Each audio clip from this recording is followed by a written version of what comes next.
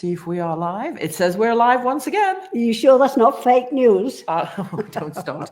I'll pinch you and see if you're live. Oh, I'm live, just about, yeah. Hi, kids, and happy Tuesday. I'm looking at what a bit of a bugger of a haircut I gave myself yesterday. I'll have to fix some of this. Have to do it with your glasses on next time. I'll not use the kitchen scissors next time. Bacon scissors. Yeah. Anyway, so Katie Kapurch is our guest today. She is a bona fide professor of English, so I better watch me P's and Q's, me pints and quarts, that stands for. And she is the author of several books and editor of some. And today we are going to be talking about her latest book that she has co-written with Jon Marc Smith, with the foreword by Cyrus Cassels. And it's a project that is very near and dear to our heart, as you all can imagine. It is called Blackbird. I know it's probably backwards on your end, but it's a beautiful book. And Katie, being the ultimate professorial researcher she is, we even are included, or Angie is, and my grandmother. So without further ado, crowd, kids, are you sitting comfortably? We'll begin. And here is Dr. Katie Kapurch. Hi. Hi, Katie. Hi. Thank you so much for having me. Oh, it's a pleasure. Thanks for joining us. Absolutely. Yeah. Welcome to TeaFlix. Yeah, I'm thrilled to be here. A load of things we want to ask you. So my first question is, which Black artists do you feel were had the most profound impact on the Beatles during, in their formative years, in the early days? And to add to that question, because it's the first one, how did you and Jon Marc come up with the concept of the R&B influence and the Beatles? And then which Black artists do you think had a great influence? Well, thank you. That's let's see. I'm gonna have to take that question one at a time. So I guess, but those questions they do go together. I think that I would say that Lord Woodbine is a really important figure in the Beatles' early days. Mm-hmm. Of course, Chuck Berry, of course, Little Richard. But I think one of the stories that we tried to bring forward in the book are the kind of hidden figures. And Lord Woodbine, a calypso artist and club owner that they knew in Liverpool, had such a huge impact on shaping their playing and introducing them to other artists in the Liverpool 8 district. So I want to give a shout out to Lord Woodbine, who's pictured, of course, in the famous War Memorial picture. And of course, I'm interested to hear what you think as well. I could stop there, or I could then answer Ruth's question. Yeah, I think let's give the folks a little background about, how was it you or was it Jon Marc? Were you sitting around one day and said, here's an angle that's never been covered as far as, we've talked about it on TeaFlix. Liverpool was a seaport, so we have Europe's first Chinatown and great Asian food, and we have great America, Caribbean and West African music. We have a big Liverpool 8, Toxteth, a big community. And we're all just Scousers. So it's a real melting pot. And I just wondered where you guys came up with the concept for the book, because it's really unique. Well, it started somewhere different than we ended up because we were actually one of the first things that we wrote and we presented at the Sgt. Pepper conference that Walter Everett hosted at University of Michigan. And we talked about Prince and Michael Jackson and how they were influenced by the Beatles. And so out of that project, if you've read Blackbird, then you notice that Prince and Michael Jackson aren't really in it much because... So we started with this idea about how do contemporary post-Beatles Black artists, how are they continuing to dialogue with the Beatles? But we realized we really couldn't tell that half of the story without telling the first part of the story. Yes. And we had some Black musicians who told us that, because they took issue with our original title, which was how Black artists remix the Beatles. And they were like, wait, that there's part of that is missing. And we were going to have that in it, but we realized that the story had to be foregrounded in a different way. Mm-hmm. And really was always coming back to people asking questions about Blackbird, the song. Uh-huh. And we'd written about that before too, but then we realized that these bird songs are so rich and so pervasive, and that there is a very special affinity for birds in British English culture. Yes. And in African American music. And so then it became the kind of bird just like fluttered to the front. Yeah. And that's our touchstone. And we were kind of maybe resisting it at first, thinking that the Blackbird idea would be a chapter, but it was the book. And The book, yeah. And so we keep returning to the Blackbird touchstone throughout the book, but then try to bring in other kinds of under-recognized, the recognized, which the Beatles recognized, Right. Speaking with so much love for some of their American influences. But the Lord Woodbine chapter, that one was, we thought important to write because we wanted to recenter the Liverpool Black artists. Right. What did the Beatles ever acknowledge themselves or comment in those early days? I know they did latterly, especially John, but did they comment at all that you're aware of in the press that they did about their early African-American or Caribbean musical influences? Or was it just kind of part of that whole melting pot, or was it, a mixture of both? We don't find a lot of the Beatles are, I think because America is this great golden shining light, it's the symbol of the industry, that when they're talking about Black artists, they're often emphasizing the American influences. Yeah. And I think sometimes maybe we take for granted where we came from when we're young. And maybe they haven't been able to consciously process as much of what they were taking and exposed to. Mm-hmm. That's like maybe a positive reading of it. I do think we don't get a lot of credit for those early folks that they were hanging around with in Liverpool. Yeah. And obviously, a lot of our regular viewers will know we've spoken before about Bob Wooler, who was the Cavern DJ, and he was, because it was illegal to be homosexual in those days, he had to be very, very careful and in the closet, but he would, had American boyfriend dates that he would meet, and they would bring over records, and they were merchant seamen, merchant marine. And then he would go and play Chuck Berry at the Cavern Club. And then John and Paul would say, can we borrow those records and go home and learn them? So again, God bless Bob Wooler, had he not had a certain lifestyle that exposed him to that music coming across the Atlantic, we may never know how much influence he had in the whole thing too. Yeah. And now another thing that interested me, you explore the idea of racialized. Oh, God. Get your glasses on. I made some notes and I've got the wrong glasses on this morning. Racialized listening. Can you explain what that means in the context of Beatles fandom and music criticism? Which part are you talking about in particular? Racialized listening. When you talk about racialized listening. When we think about understanding our listening experiences, and we think about, like, if we're the Beatles, is this in relation to maybe like John realizing that Little Richard was a Black man? Yeah. Yes. Right. And that maybe shapes the way that we hear the music when we understand that background. I see what you mean. Yes. Because music is really colorless, isn't it? You can listen to anything and you don't necessarily know what, background somebody is from their race or gender. Obviously you probably do, but these days that's off the table too. And I think that's the beauty of music. It's just the great global equalizer.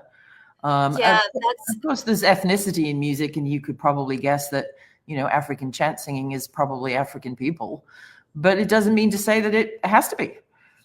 Yeah, it's interesting the way that pop music is able to constantly find new audiences and be transformed. Jon Marc and I were just talking about craft work and the way that craft work is this European sound, this emphasis on being European, but then becomes so important to early hip hop. So this just the exchange is, I think what became almost, I mean, it was a challenge to write the book because there's so many different pieces and parts and cultural conversations happening, to try to trace those without being reductive, without reducing it down, but also to show these very rich exchanges. Right. Yeah. Your book actually opens up a powerful context, recontextualization. That's a big word for me, especially in the wrong glasses. Recontextualization of the Beatles' legacy. What initially inspired you to explore the influence of Black musicians on their sound? Was it from Walter's answering the question sort of backwards, talking about Prince and Michael Jackson, and then reversing it 180 degrees? I mean, well, we love the music that we're writing about. I mean, there's that aspect of it. Yeah, of course. And I realized this is kind of my next book, which is about Disney and pop music with the Beatles and Taylor Swift and Beyonce. But I realized how much even I didn't realize had come from other sources. I grew up listening to the Beatles. I didn't have kind of a proper understanding of the order because the Beatles position Black artists as their princes. Like they're like these princes came and saved us, but then princesses are kind of the one in the center of the story. Yes. So then we tend to focus on what the Beatles did and maybe relegate Black artists to a source rather than active player. So I kind of that was like a kind of long ago part of it, but it was something that stuck with me because I had been exposed to the Beatles first. I hadn't been exposed to their sources first when I was first hearing it. Of course, yeah. So that was a motivation, and of course, the more we talk to Black musicians, the more important foregrounding the history became. Yes. Yeah.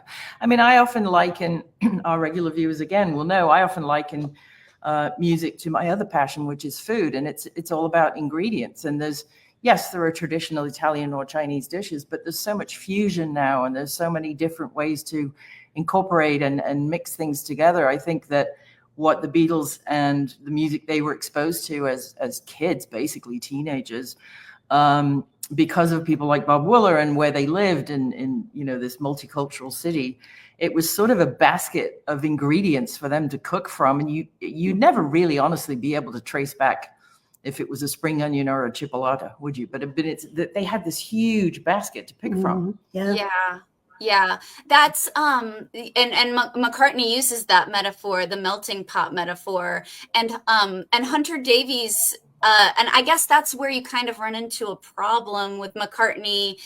Nowadays, he's trying to be like, this one thing led to this one thing, and draw a straight line. But Hunter Davies, their first biographer, said creative people often don't know where they get their ideas from. Yes. No. Yeah. And so in a way, that kind of leads me to what I wanted to hear from Dr. Angie, which is about Blackbird, which is your story. I really wanted to hear you tell the story about your mom and how that all. Yes, well, I was married to Jim, and my mom was elderly. She lived across the other side of the Mersey, and she'd been ill. And one time when Paul was with us, he said, why don't we get your mum over here to stay with you, and you can look after her and make a fuss of her, which we did.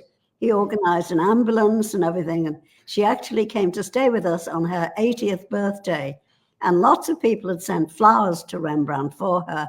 And they were placed on the stairs because we had a 3-way staircase that went up to where she was going to be staying in the back of the house. And as she opened her eyes, the ambulance men were carrying her in one of those canvas slings up the stairs. And she opened her eyes and she said, "What's this all about? I'm not dead yet." She thought it was a She funeral. thought she died and it was a funeral. Anyway, she got quite a bit better over the time. And one night, in the middle of the night, Paul drove up from London, came to stay. And, you know, he was still full of beans and we were all fast asleep for like 2 or 3 hours. And he looked in our bedroom and he looked in Ruth's and we were all well away in the land of Nod. So we went round to the back to my mum's bedroom, tapped on the door and opened it and said, "Are you awake, Edie?" And she said, "Well, I am now." So he sat on the bed, he just needed somebody to chat to unwind. And he was asking her about her sleeping habits and everything else. And she said, "Oh, well, yeah, I mean, there's this flaming bird that wakens me up every night." And she didn't say flaming either. But it began with an F, though. Yeah. And so he, you know, asked her all about it. And she said, "Well, I'm usually just about nodding off and this bird starts singing." So she said, "It's about now, actually, this time." So he said, "Hang on." And he ran downstairs and got his brother Mike's Grundig reel-to-reel tape. It was a big clunky green thing. And sat on the end of the bed. And I opened my mum's bedroom window. And sure enough, shortly after the Blackbird started its nightly concert on the roof of Jim's greenhouse where he grew grapes Just in the outside the back bedroom window, yeah. And he recorded it. And that was that. And it's not the recording you hear on the record. No. EMI replaced it. But. Yeah. But that, as far as, you know, he said, "Wow, that's quite something, you know." And whenever I would hear the song, I'd remember that was it. And somebody sent me a studio tape, which I've still got. Cassette. It's in the bank. It's in the bank in a safety deposit box. And it's Paul in the studio saying, "This next one's for Edie." Dedicated to Edie. And he does it over and over and over again. He does it about 3 times. Yeah. He's trying to get it right. And the opening chords are kind of complicated on the notes. Yeah. And he says this, and you hear his feet tapping, and he says, "This one's dedicated to Edie." Yeah. Edith was my grandma. Yeah. I know. So that's my version. There are others. But, you know, the record labels and the PR people will have it their way, and they'll write it to be more politically correct and put out press releases. And, and of course, in Liverpool, people called their girlfriend their bird. It was a term of endearment. "Oh, my bird," you know. Yeah. Mm-hmm. So it was thought of as being a black lady, a bird, a girl. So it's such a great story, and it humanizes Paul McCartney in a way that that I think he's, you know, this, like, he's in his 20s. Oh yeah. And he's like all up because he's used to his like London nightlife, and here he is come home talking about birds. But I think that's such a great story because it also underscores McCartney's own love of birds and his childhood love of birds. Yep. As like a bird watcher himself, that her talking about the blackbirds, the noisy blackbirds, would resonate with him. Right. Yes. Absolutely. We just lost internet, just telling the crowd we're back. Spectrum just took a dump, had to restart. Thank heavens it kept the link. And sorry about that, Professor Katie, we are back. I have a funny Blackbird story myself. I was seeing a lawyer friend of ours once upon a time. Gosh, it was probably 35, 40 years ago now, called Gary Gilbert. He worked for Manat when it was Manat Phelps Phillips, Rothenberg and Tunney. I'm that old that Manat had that many partners. Yeah. And we were in Santa Monica, and I had a meeting about publishing contracts or something with him. And we were going to go downstairs to the coffee shop, and his secretary knocked on the door, and she came in with this ashen face, and she said, "It's a FedEx for you from one of the Beatles companies." And he's like, "Oh, wouldn't you know it? Ruth's sitting here, and I get a letter from, one of the Beatles companies." I don't remember the details, but he opened it, and it was a letter exploring the legalities of the opening lines of Blackbird. Blackbird singing in the dead of night, "Take these broken wings and learn to fly." And they were like, your band, Mr. who had a song called "Take These Broken Wings, Take These Broken Wings and Learn to Fly." So they were like, "It's a little close for comfort. We don't like that." So I said, I think I have the answer. There's a Barnes and Noble downstairs next to the coffee shop, isn't there, Gary? And he's like, yes. And I said, give me $20 petty cash. I'll be right back.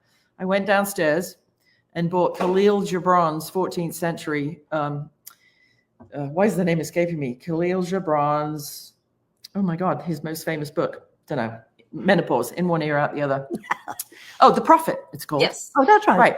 And I go downstairs, I buy it, I take it back up, and I put it on Gary Gilbert's desk. And he's like, okay, hey, what's this got to do? I said, just open it and read the first page. And it says, take these broken wings and learn to fly. I'm like, it's closed. Let's go to lunch. Who borrowed it from whom? Yeah. You know. Yes, Paul does not own the broken wing imagery. No. That was an Arab poet back in the 14th or 15th century. Yes. It's kind of like the Golden Slumbers story. I was learning to play it, and it was a Thomas Dekker piece from, 500 years earlier. And Paul was thrilled because he's like, public domain, no copyright. Right. Which is really like the pleasure of, like, the Beatles. What the Beatles do so well is they make the familiar unfamiliar, and then they make the unfamiliar familiar. That's and right. they put these things together that we know, but we hear them in a different way. And they got a lot of those skills from their Black influences and their white influences, because of course there's also, their white influences like Elvis, Jerry Lee Lewis are also influenced by Black artists, and that the exchange is it's so dynamic that, I think we felt anxious a lot of the time when we were writing the book, because you don't want to, I said, tell a simple story. We're trying to tell a really complicated story and then hold on to the threads of it. Right. Yeah. Yeah. I mean, the bird metaphor itself, the recurring image of the blackbird, it plays a key symbolic role in your book. Why do you think that metaphor in particular has endured so strongly? And as I ask this, we literally have two birds. I'm not even kidding. There's a mockingbird that's been tapping on this window, and there's a hummingbird tapping on that top window. As we are having this conversation, there are two birds trying to get in. Knocking on windows. I'm not surprised. I felt like I did feel like birds were all around the windows when we were finishing up the book. There were birds just constantly, and I was like, it's a sign. But birds themselves, they're all around us. We take them for granted, but they are, incredible. They fly. Like, they have an ability that we'll never have. And so that kind of very simple folkloric inspiration, people have been inspired by birds throughout human civilization. And so it's such a powerful image. I think, for an image that appeals to people who are imprisoned and oppressed and enslaved, it's just such the Flying African's folkloric tradition is so profound. And it, it stretches from these folkloric songs and stories that are sung by enslaved people in the Americas, and then it transfers into gospel music, and then it's infused in pop, so much so that you can find bird songs simply everywhere. But that really deep motivation, as a kind of song of inspiration of freedom, that you'll fly away from this place, if not in life, in death. I mean, it's a pretty powerful spiritual message about life and death and hope and what's possible and what might only be possible in death. And so, and that's important, that it's not just random. It does come from enslaved Black people in the Americas singing these songs and telling these stories. Right. And someone is mentioning birds in Native American music. And yes, the raven, especially raven folklore, so another Black colored bird, being extremely important. Yes. It's great. And I think for us groundlings, it represents some kind of wonderment and freedom to just one day I'll fly away. You know, it's And just, I always wonder, if you live in a tree, why on earth would you sing? What would you have to sing about? That's what they do every morning. We're blessed, actually, with a lovely range of birds. yeah, here. we have great. If we were quiet enough, we would be able to hear both of these birds tapping on the windows. It's quite incredible. Yeah. They must They know want the attention. You've got Katie, let me in. Yes, they must know you're here. Yeah. So you had a question here. Yes. So, yes, you and your co-author, Jon Marc Smith, present this idea of transatlantic call and response between Black musicians and the Beatles. Could you give our listeners an example of how that musical conversation unfolded, how it evolved? The dialogue between Yes. the Beatles and Black music. Right. You describe as a transatlantic conversation, right? Yeah. I think, I mean, the Beatles are foregrounding their influences on their own for early records. Yeah. Especially, and you know, the girl groups are like really near and dear to my heart, but especially with all those Black girl group covers that they do on the first two records. There's 5. And so, and you know, maybe the most memorable, well, I don't know if you can call it the most memorable one. Whenever you start ranking things among Beatles people, then everybody wants to disagree. Yeah, I know. Boys, sung by Ringo, being just this incredible song where they maintain the gender, celebrating, singing about boys. It's just incredible.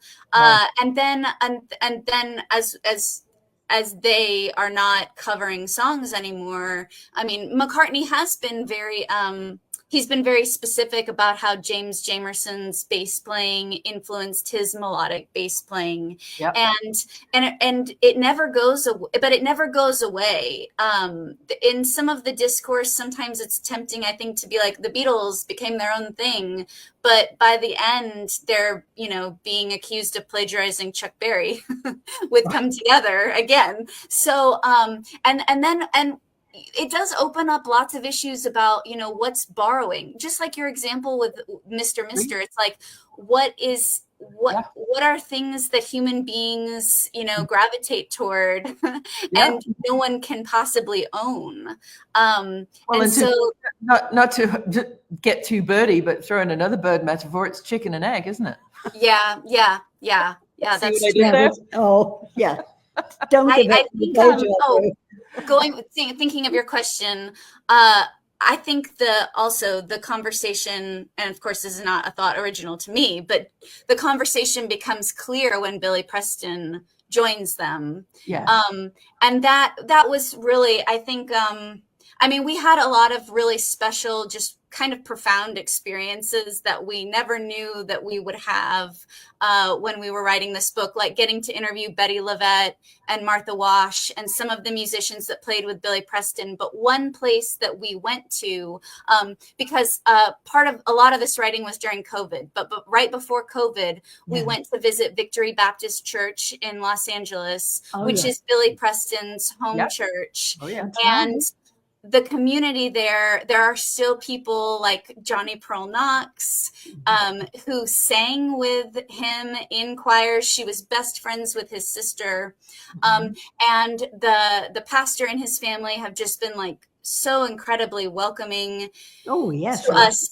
We still go back and visit. I mean, they've really taken us in. It was on a personal level, it was just a very profound experience. Nice. Yes. On a researching level, they gave us a firsthand experience of what this music was and is. I mean, this is a living tradition in their church. So you're hearing them sing and interact in the way that it would have been when Billy was there and when he was a small child, like leading the choir. And they still had, when we went to their church in 2020, and sadly, tragically, the church burned down a couple years later. And that, you know, is just been a very difficult for the community to overcome, but they are overcoming and they are rebuilding, and they're still there doing their ministries. But they actually had this little footstool, which was really old. Oh, wow. And they had that, and they said this had to be what he stood on, because this is it. They always called him Little Billy Preston. Little Billy. Yeah. And the organ that we got to see and hear here was his organ. And Miss Johnny Pearl referred to it as Billy's organ. And so that was, and then I really like seeing where he was situated in the church space. Yeah. He had a view of the preacher. He had a view of the entire congregation, and you really get a sense of the ways that being a church organ player attune you to audience, and how the music shapes the message, and how the message is shaped by the music. And it's this fluid, collaborative, and really intensifying process. It's just really incredible. I mean, I feel like, there's lots of people who make pilgrimages to Liverpool, and rightly so. But this is another place, like a living place, where you can encounter the kind of music that led to the Beatles music. And if you're thinking specifically about Billy Preston, where he got what he brought into the studio with him. So that's just was just an amazing. So fortunate and grateful for the experience. I was fortunate enough. We're good friends with Joyce Moore, who managed Billy and managed his estate, and she's going to be on TeaFlix in a couple of weeks, actually. Talking about Sam Moore, her late husband, who we just lost at the beginning of the year, and she also managed Curtis Mayfield and Billy Preston. And she set up for me to be what turned out to be, we wouldn't know, but because he was taken into Cedars a few weeks later, that I was the last person to interview Billy. And we went round to his house in Baldwin Hills here, right off Slauson. And it was very short notice. I had literally like 15 minutes in the car to write the questions. But there was this sort of level of trust there, because he knew, who I was, and I wasn't going to suddenly sell this to Entertainment Tonight or something. In fact, we still have the tapes. Again, they're in the safety deposit vault. And one of the stories he told me, which will, I'm sure, resonate with you, Dr. Katie, is that when he was little and on the way home from church, they would go past Ray Charles's house, because everybody in the neighborhood knew where Mr. Ray Charles lived. And so these little whippersnappers would want to talk to him, but they didn't have the courage and the guts. So they'd ring his doorbell, and when they hear footsteps coming, they'd run away. And he used to piss him off to no end. And so one time they did it, and Billy tripped on the step and his mates all ran off, and he's standing there stuttering and stammering. And Ray Charles himself opens the door and he says, "Yes, what can I do for you?" And Billy Preston's like, "Mr. Charles, I'm little Billy Preston. I go to school over here and I sing at the church up here. And I've been told I can do a really, really good Ray Charles impression." And Ray Charles said to him, "Little Billy Preston, we only need one Ray Charles, but thank you." Not at all. We only need one Ray Charles. But he changed his mind. He changed his mind later. Ray Charles did. Oh yeah, sure. But he must. I said to Billy, "How old were you?" He's like, "I must have been 8 or 9 years old or something." Wow. That's a great story. I love that story. Thank you, little Billy Preston, but we only need one Ray Charles. Yes. I used to, when we lived in Nashville, I used to travel a lot, and for some reason, I would run into Ray Charles in airports all over America, and he was on the sort of the passenger cart thing you can request for blind passengers or wheelchair passengers or whatever. And I had twisted my ankle at one stage, and I kept seeing him all over the place. And I said, "Can I catch a ride from gate?" I was changing gates, and I'm sitting on the back of this thing facing out, and who's sitting next to me but Ray Charles? And I said to him, "Mr. Charles, I've seen you in no less than 7 airports in the last 11 weeks. I swear to God, I think you're stalking me." And he just turned around as if he could see me and said, "Yes, ma'am, I am." I don't know if it's such a coincidence, but he had such a great sense of humor. Our friend Paul Moody is saying he knows that house. Paul is a local to LA here, and Sammy is saying she's in Atlanta, and she's saying that she was lucky enough to get to see Billy with the Ringo's All-Star Band, because Sammy does all of Edgar Winter's world online. She's the social guru of the Edgar Winter world. Okay. Edgar was in Ringo's band previously, and so that would make sense with all of that. Yes. But let's move on to your question here, Ange, about the challenges.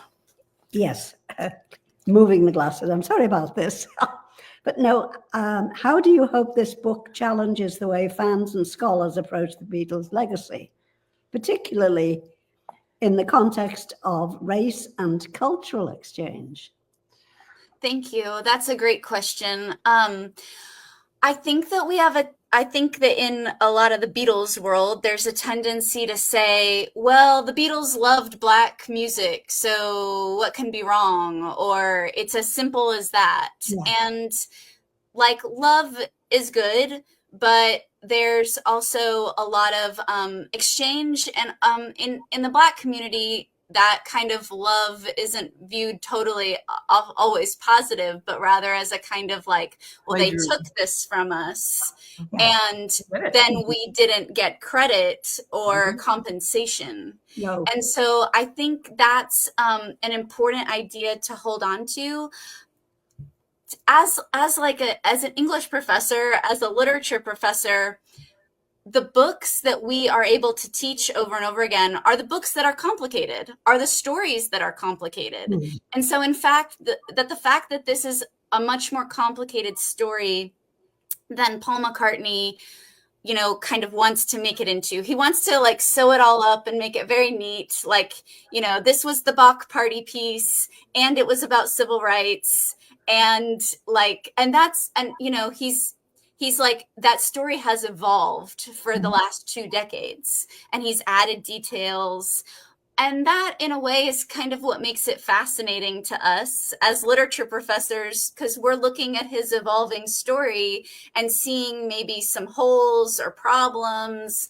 His intention, of course, he wants to show his support for civil rights, which is still an ongoing issue. That is like that's worthy because he's not overly political in other parts of his show.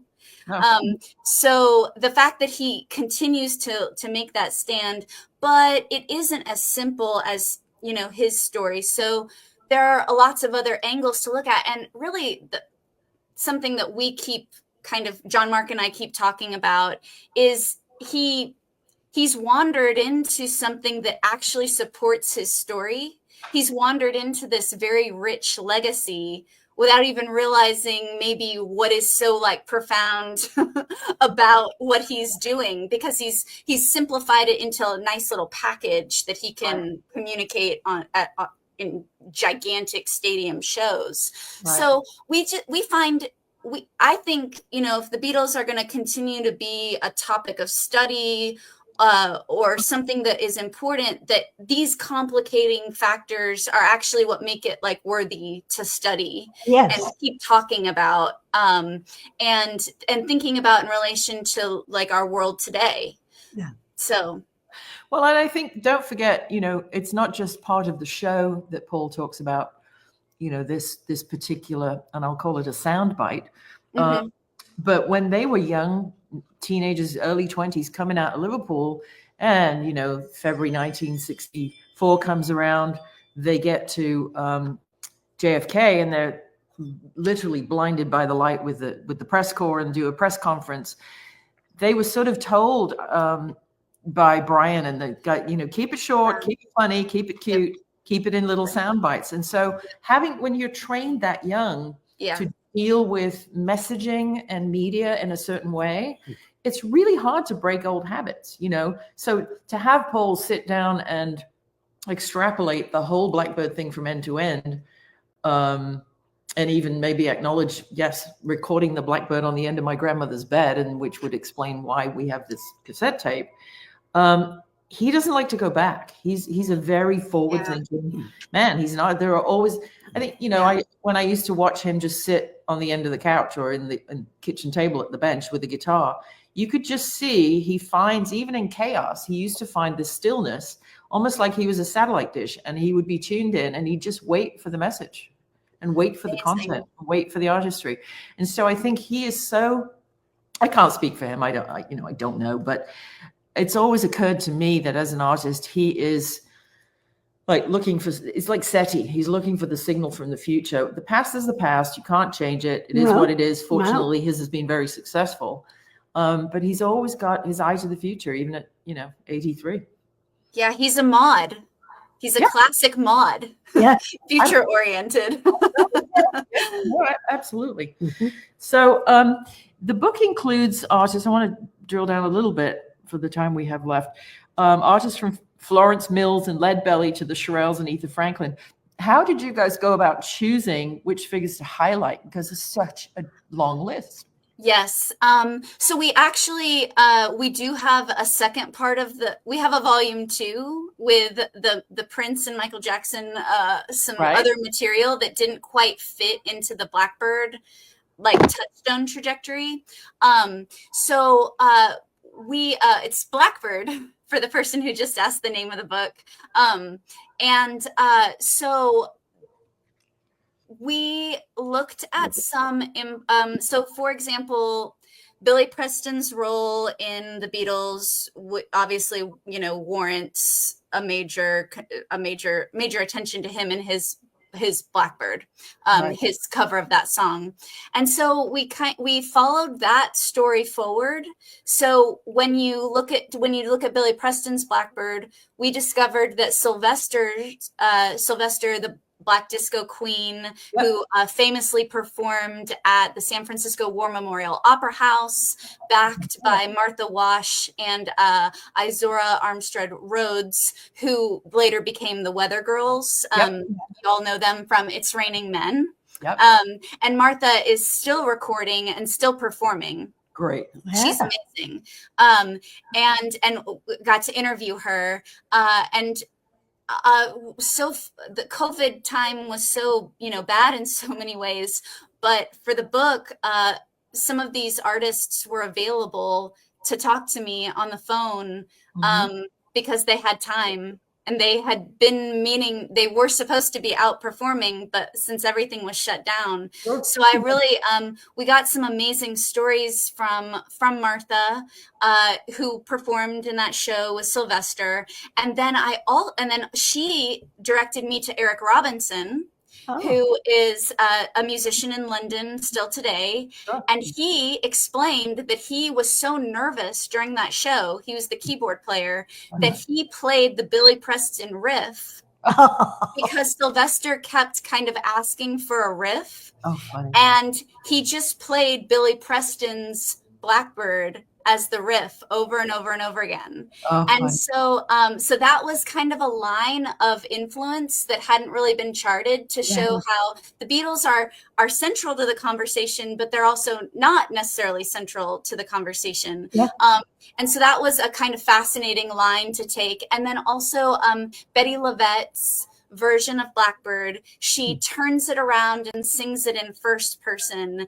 And then she also gave me really incredible stories about the choice to do that, and also her own kind of role, as she talks about being in her 5th career because she's had so many stops and starts. And so she's a bit like this one. So those, so we tried to look for paths, thinking about birds and like a flight path, that would kind of provide coherence to the story with, versions of Blackbird also linked together within the story. Right. That's amazing. But you've also, we've been focusing on Blackbird, which is your latest tome, but you've also written on or worked or collaborated on other books too, New Critical Perspectives on the Beatles, which you and Professor Womack brought together. And that's a range of essays exploring the band's cultural impact. What surprised you most during that particular project, how the Beatles are studied in academia today as a thing?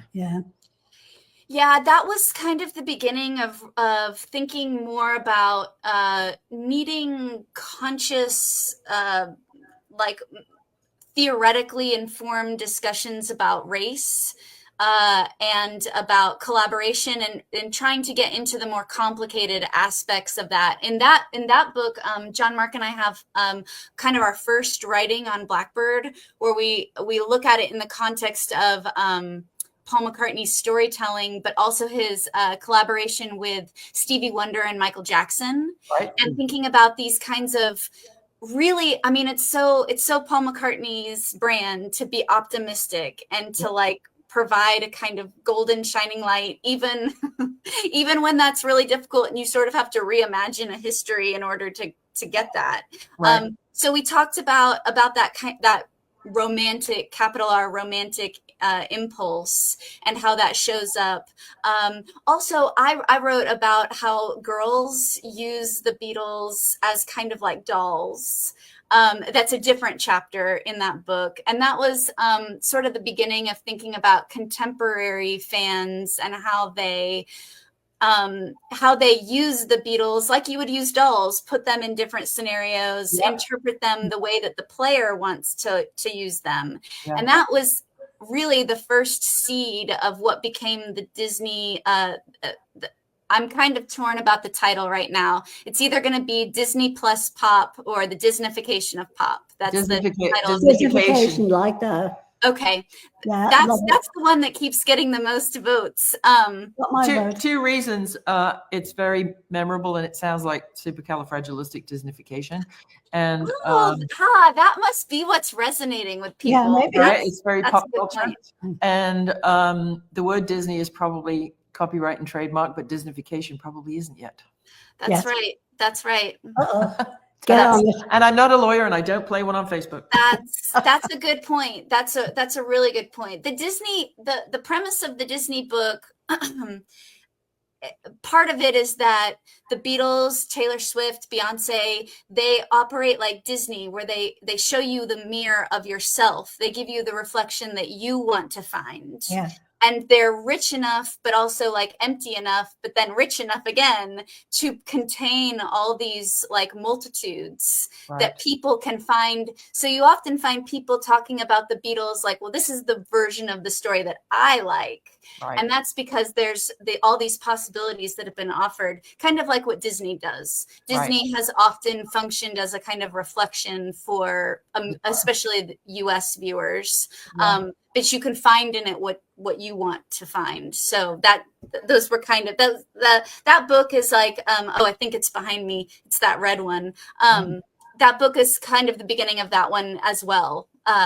Yeah, I think with Disneyfication is a great word because they've gone from Walt Disney's Orange Groves to cruise lines to Epcot to theme parks to merchandise to characters to voiceovers and books and everything. Mm-hmm. But I also think that as huge as Walt Disney and Disney is and was in that world, if you mix, again, back to the ingredients, if you mix a bit of that Disneyfication with a bit of the organic fact that Astrid gave these Beatle guys, and then they adopted it, 4 haircuts kind of the same, right? And then Dougie Millings put them in 4 suits, kind of the same. And then we get this doll image through pop culture. I don't think we'd have Boyz II Men, NSYNC, K-pop, any of that without those people who influenced the Beatles. They're box dolls. They're like Funko Pops. Yes, you can put a box, right? So you can draw a line between. They're all curved lines, so it's going to wind up looking like an FBI board with all the red threads. But I think you can draw a line between the visual image that the Beatles brought to America, the mop tops, and where we are now with pop culture. And I think Disney corporate has sucked up a little more than a little of that ingredient. Yes, that's so well said. Thank you. That's definitely that monochromatic hair too. Like as the Beatles as influenced by Disney films. It's pretty amazing to go back and see those references. And of course, McCartney has most of them because he's often referencing Bambi and Dumbo as, movies about mothers, but also, animals. Yep. So, yeah. No, absolutely. So you're working on the Disneyfication book, but there's another book that we should briefly mention, which is the Beatles and Humour. Yes. Oh, yes. And this one just came out on paperback. Oh, great. The Yes. Beatles So and it's Humour. much more inexpensive than it was. It's as an academic book, it gets released at this large price point for libraries first, and then it comes down. So it's now in paperback, and I'm thrilled about this collection. This was also a kind of COVID project. It started with my co-editors Richard and Matthias. We were actually it was COVID, so we were all on lockdown, and we were joking about all the funny vests that Paul McCartney has worn over the years, and sending pictures of them to each other. Yeah. And then there's a different word for vest in England. Is it waistcoat? Waistcoat, yeah. Waistcoat. And so we were just laughing about that, and that turned into a collection about humor. And we tried to think of maybe ways that, because what you said earlier about the sound bites was so smart. They have these great sound bites that are just in this culture that we live in now, where people are just scrolling by, and all you have time for is like 3 seconds. Horrible. The Beatles did that, and so it's I think one of their longevity strategies, really, that they probably didn't even realize they were doing. Elizabeth, we've got chapters about Yoko, so we tried to do things that were both the things you would expect in a Beatles and Humour book, but also maybe things that you wouldn't necessarily expect, like Yoko as being a kind of a very funny artist, and having a sense of humor. And then we've got more about the Beatles and Black artists in here that I wrote with Mike Aline and Walter Everett, who's been on your show. So yes. Yeah. And we have Beatles as clowns. We've got lots of, and then I wrote about the Beatles and Shakespeare and Lewis Carroll, trying to kind of put those ideas together. Very interesting. Well, and again, it's about, Elizabeth's just saying Scousers, Liverpudlians. Yes. And there is a difference, have a sense of humor, because we grew up in such, especially Ange, born in 1929, suffered years and years of Hitler's bombing, lived outside. If you didn't laugh, you'd shoot yourself in the foot, right? So, and then, the Beatles, I always refer to them as, war babies, because they were all born during the war. They grew up in this horrible, gray, smoky, horrible, black and white, bombed out world. And then at the end of the decade, it was at the end of their career decade, 69, 70, everything was, Technicolor and psychedelic. Glorious Technicolor. Right. And so, they transcended the whole visual medium in our minds, from the black and white press conference, in February of 64, all the way to the Yellow Submarine, right? Yes. Which is quite incredible. Yeah. So you've given us a teaser about the Disneyfication book. Where can people find you online, and then follow you and follow all your projects? So if you want to follow me on social media, I'm just Katie Kapurch, just my name. Just have to type in the name and I'll come up. And then I also have a website, which is katiekapurch.com. So, and I update the website when I have new, articles or interviews that are kind of like meant for the public. And then also when I have the new books when I have a new book come out, I do update it. So Great. Definitely. I'd love to have people follow me and ask me questions. I really enjoyed this. This was I'm sorry about the technical glitch. That's fine. We will we'll cut that bit out before we put it on YouTube, obviously. Yeah. But as our regular viewers will know, you may not know, but Angie has a book out called Mrs. McCartney's Liverpool Limericks and Other Random Irish Haikus. And so she put pen to paper over the weekend. And if you're sitting comfortably, we will read you your personalized limerick. For me? Yes. For you. Yes, Oh, all thank of you. our guests get a limerick. Absolutely. And you get 2 verses, You actually. get 2 verses. 'Cause It's just you got so much going on. We I know. couldn't fit it in 5 lines. So slowly, and a 1, 2, 2, 3. Dr. Katie and Jon Marc took flight. With Blackbird they set wrongs to right. They proved with a grin that the Beatles' deep spin was powered by black music's might. Professor Kapurch took a stand with Blackbird so thoughtful and grand. They traced every song to where roots belong, black artists that shaped the fab band. Ta-da! Thank you. That was so sweet. Thank you. So welcome. Pleasure. So sweet of you. Thank you. Absolutely. Thank you. Well, yeah, again, sorry about the Spectrum just decided to take a nap, but I think we all stayed on, we all hung together.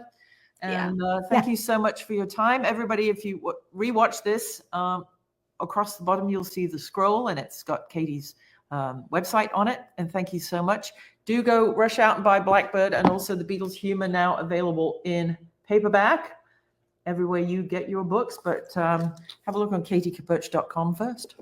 Thank you, ma'am. Thank Thank you. you, Dr. Katie. And we will definitely stay in touch. Professor Katie, Professor if you don't mind. Katie. Excuse me. Thank Katie you. PhD. PhD, yeah. I'm the only one that doesn't have a doctorate here, aren't I? Yeah, you ought to feel ashamed. I know. I'll just go jump off the roof. I'll be fine. All right. Thank you. This was so lovely. It Good, was. we enjoyed it. Absolutely. We will Cheers. definitely Cheers. stay in Keep in touch. touch. Cheers. Cheers. Cheers. Cheers. Cheers. And we will see you kids all of And a this sudden. ain't tea. Thank you. Thank Stay you. well, guys. Thanks Bye-bye. again. Bye, everybody. Thank Bye. you.